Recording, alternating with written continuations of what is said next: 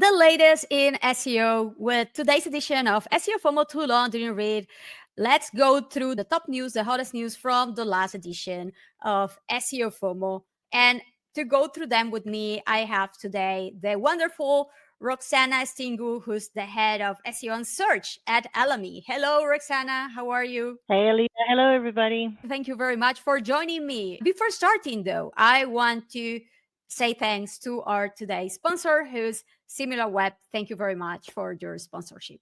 Let's start with the first news, which is pretty much the comparison that I created of key traditional versus AI search differences, a visual comparison to highlight those where there's an actual difference. So we have search behavior from short keyword-based one-off queries with high navigational intent to AI search, long conversational-based multi-turn queries. And I created infographics like this to show it more clearly. In this particular case, it's very straightforward to understand, though. However, there are other cases like the query handling, right? Like a single query match to the query fan out, multiple queries matches that we know that AI mode and also other AI search platforms use. So that also changes optimization target, which is another thing that I wanted to highlight. And finally, the results presentations that goes beyond of what we have seen, the 10 blue links and the implications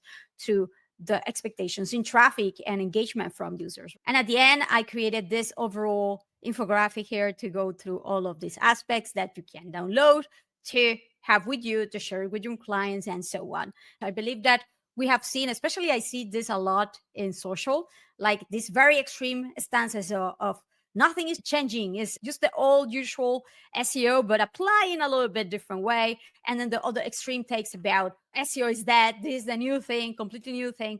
I am more blended in the middle, let's say, of these two extreme takes. I'm in the middle as well with that. I can't decide either way because there's good pros and cons in both sides. So it's really hard to take one side and go with it.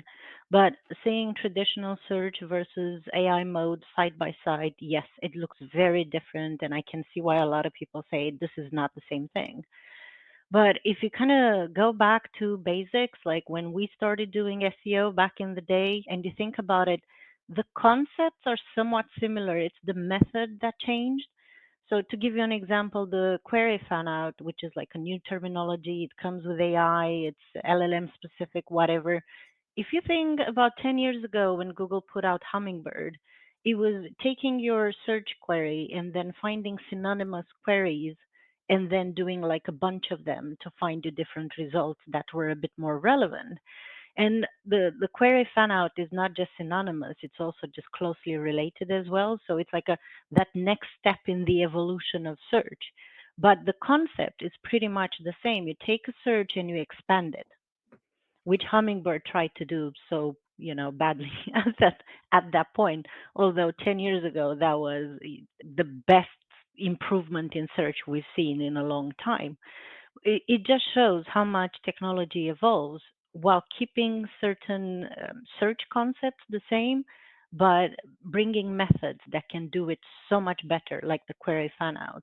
And I think it's kind of the same with the passage ranking. Google's done that before, but now it just does it to a different level. 100%. I love that you bring these thoughts regarding concepts versus practicalities because conceptually, like most of this were already applied or used in SEOs, but in different ways and different ranges. And because of those differences, the impact that we will see, and we are already seeing a little bit of the outcome of the type of engagement, the type of traffic that AI search and LLMs refer, is very different than the one that we are used to in traditional search results. That difference in interface and those differences in how the links are placed or where they are placed change the impact completely and the engagement of the user. And as a consequence, then we need to rethink of how we approach things too, because what we were doing is not generating the impact that we wanted. And this is what we also see right now due to Google AI overviews, all of the impressions going on, the traffic going down. Is like you cannot expect just to continue pushing and doing more of the same and expecting it to go up again. So Yeah. how do you rethink what you're doing to diversify? The next resource that I want to go through is the SEMrush AI mode comparison versus traditional search and other LLMs. On one hand, now we have, I think, that little by little better understanding how all of the pieces fit together. And then we have this data. This should allow us to make better decisions. This research that was done by Eugene Levin, we see that a few of the key findings are that AI mode prefers sidebar linking. 92% of AI mode responses feature sidebars showing 7% of unique domains. These links had a 51% domain overlap with 32% overlap with the top 10 results. These results are grounded from Google's index. I'm not surprised to see this very high overlap. Organic links still matter. 7% of AI mode queries where additional links appear below the response. There was 89% domain overlap and 80% URLs overlap with Google's top 10 search results. And then again, Reddit dominates from a citation standpoint, which unfortunately we know the risk attached to a platform like this one. The query intent affects the response length. Commercial queries trigger responses twice as longer than information ones. Here, something interesting regarding intent is that there was also another piece in the newsletter last week regarding the new type of intent we can see in AI mode, which is the one that is sometimes called task oriented or generative, that realistically is the most popular one at the end of the day and far less navigational as we see in traditional search results. And then that AI mode looks more similar to ChatGPT than AI overviews. And this again due to the format, the interface, and the overall type of answers that it provides.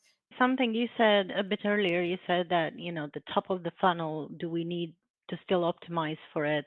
And we need to, because that's kind of helping us with our branding and everything. And then if you scroll to the first chart that was shared here, it shows the overlap between AI search and traditional Google search. And then Perplexity has like the biggest overlap there. It kind of makes sense. There was an interview with Lex Fridman and the CEO of Perplexity, and they were talking about how does Perplexity work. And pretty much Perplexity's ranking system prioritizes sources based on combination of factors, just like Google does, but they also include authority, trustworthiness. So already it sounds like EET, freshness, which we know Google always had a freshness boost. And then, of course, a relevancy to users' query, which, of course, it's a search engine at the end of the day. So it was somewhat expected that it would match so closely to Google. So this kind of works well for the people saying it's the same search. You don't really have to do anything different because in this case, yeah, you do it well for Google. It will help you with Perplexity as well.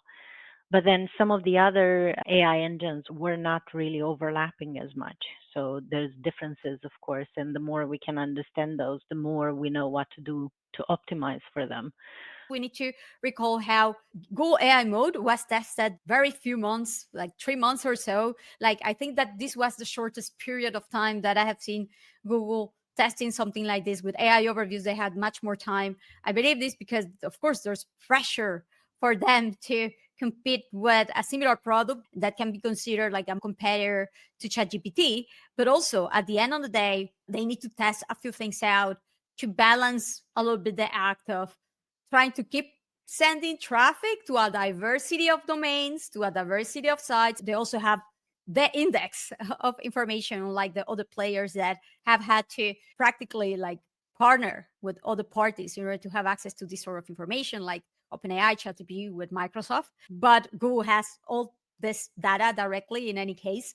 I believe that it will highly, highly depend on the monetization, how well they are able to monetize this new AI mode with ads. Let's move on to the next resource, this insightful and very well timed guide from Glenn Gabe about how AI search currently drives less than 1% of the traffic to most sites. Google is still dominant, and yeah, it's very risky to overlook it or ignoring it completely just because we're chasing the shiny new AI search thing, right? While at least for a while until Google potentially decides to push it as default mode after testing it much, much better than what they have so far. This won't happen. So I think it is a very well timed article showing also how to monitor and configure. There is this video, Dana Di Tommaso shared this how to show us how to monitor, to track AI traffic.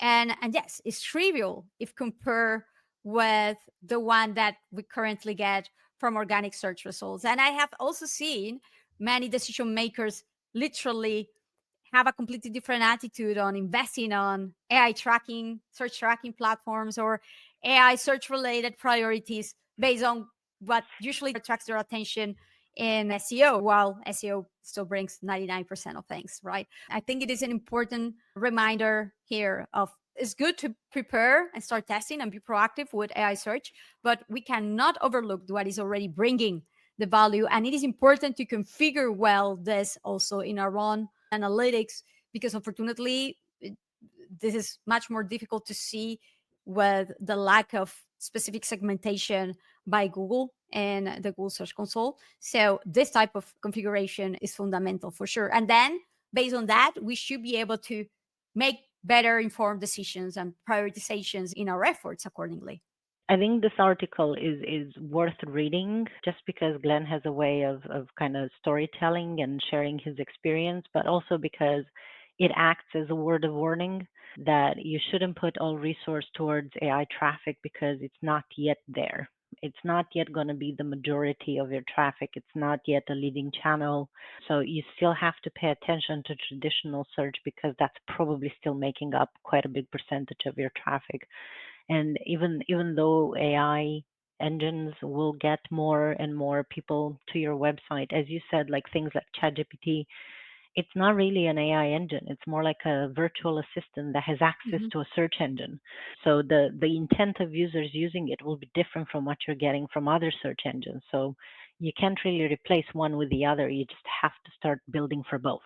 Also, taking into account that a lot of what we're already doing in SEO sets a really good ground on what matters for LLM visibility, right? Yet another reason of why we should continue taking care of an SEO and also doing things in the more mature, sophisticated ways. For example, developing and building campaigns. Well, citations also matter, as we can see here. They need to be direct links, right? The authority, the relevance of where it's placed, and the sentiments, all of that is definitely a much more direct impact now. But yes, it's not that we should have been doing that in any case in the past already, right? And this takes us to the last resource of today, which is the coverage by Roger Monti in Search Engine Journal about Google's new Movera algorithm that improves search speed and performs better on complex query. This is an announcement of Google on a new multi-vector retrieval algorithm called Movera. This new algorithm intends to speed up retrieval on ranking, improving accuracy too, and can be used for search recommender systems like the one of YouTube and natural language processing as well. Just in case there's an explanation about what is vector embeddings and how Movera focus on solving problems in them. Recently, beginning with the landmark Colbert paper, multi-vector models, which produce a set of embeddings per data, have achieved marked superior performance for IR tags. So here, the critical challenge is the bottleneck from a performance standpoint, which is what it seems to have been tackled with the new algorithm. So besides SEO, I also do search, which is not the digital search, but it's more website search. So I kind of handle the search engine from Alamy that has over 400 products going into it. And once you start building a search engine and trying to understand it, you realize every search engine will try to solve the same problems. And then search engines like Google, having more money and engineers and everything, they will solve them in a more complex way with greater results. But then maybe an e-commerce search engine being limited to just a website will solve it in a less complex way. I find that this kind of algorithm just solves one problem. And that problem is the cost and performance of search. So you always want results fast and accurate, but also you don't want them to cost too much. And I can imagine with Google having so many users, that is a big, big problem, right? When you have like a big corpus of documents that you're searching from, the bigger it is, the least accurate your results will be. You do like an approximate neighbor algorithm search where you kind of get the result, but you don't check every single document to make sure you haven't missed anything. And when you're Google and you have results in the million, that's more than perfect. It's enough. But if you are like a small website search looking in some help files, for instance, you want to be as accurate as possible. So you do a nearest neighbor algorithm search instead that literally searches every single document to find that one thing you might be missing.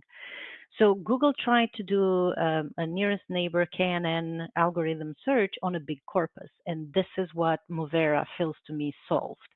Because if you do that kind of very specific search on so many documents, it would take forever, it would cost a lot, no user would wait for that result.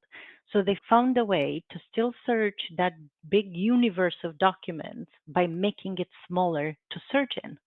And that's all they did. They, instead of having millions of vectors coming back, they found a way to concatenate those vectors and kind of bring them, sum them up or average them into a single vector. So they reduced millions of documents to maybe tens or hundreds. So when you have fewer documents, then you can do a more accurate search that's more performant. So they solved that problem of performance and accuracy versus cost. And this article from Roger says, we don't know if this is in search yet. Let me tell you, it should be because it's more efficient and probably more cost efficient. So why wouldn't it be in search? Yeah, this is definitely something that actually solve a problem that exists in search for sure. It's important to take into account that there wasn't an announcement of the release yet. They probably have like a testing phase where we don't even know it's happening, and then they will have an official release to search and so on. But that doesn't mean we're not seeing results coming from this yet. We just don't know it. It was definitely the best read this year. And I love how you went through all of this in depth so you could share it today and your analysis. Quite insightful. Really appreciate it. And I really appreciate all of your insights, Roxana. It has been a pleasure to have you today. Remember that you don't need to wait until the next week to watch our SEO FOMO TL read. You can see the latest news in real time by going to the SEO FOMO news. You should also totally subscribe to the newsletter. And I want to thank again to SimilarWeb, who's our today's sponsor. And as you can see, it's a tool that I'm using every day, a lot lately, especially with their AI related insights, problems, information, traffic engagement. Very, very useful to better understand the differences, the nuances, the impact that AI traffic is actually having on our sites and competitors, also to identify opportunities. So go and take a look at it. Roxana, thank you again. Remember to like the video if you like it. Remember to subscribe to the channel. And until the next edition, bye bye.